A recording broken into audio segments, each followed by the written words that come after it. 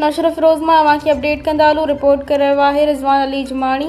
साबिक़ा वज़ीर आज़म रईस गुलाम मुस्तफ़ा खान जतोई जी सियासी जानशीन साबिक़ वफ़ाक़ी वज़ीर GD अगवान NPP सरबराह रईस गुलाम मुर्तज़ा खान जतोई सिंध बार काउंसिल जे इलेक्शन वड़ंदड़ सैयद जाफ़र अली शाह जी मुलाक़ात मीर गुलाम मुर्तज़ा खान जतोई पारां नशर फिरोज़ नवाब शाह खैरपुर सखर घोटकी ज़िलनि में जतोई बिरादरी समेत जतोई ख़ानदान जा हमदर्द कानूनी माहिर सैयद जाफ़र अली शाह खे वोट ॾेई कामयाब कराईंदा।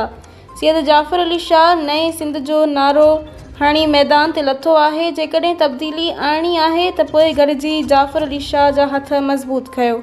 ख़ैस खे वोट ज़रिए सिंध बार काउंसिल में पहुचायो त जीअं बबरलो धरणे में कैनालनि ख़िलाफ़ आयल वकीलनि जो इन जे महिमान नवाज़ी कई हुई।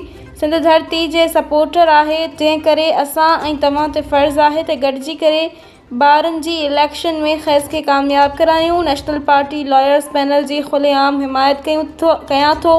मीर गुलाम मुर्तज़ा खान जतोई सैयद जाफ़र अली शाह पंहिंजे पैनल समेत नेशनल पार्टी सरबराह मीर गुलाम मुर्तज़ा खान जतोई पारां हिमायत करण ते संदसि जा थोरा मञिया।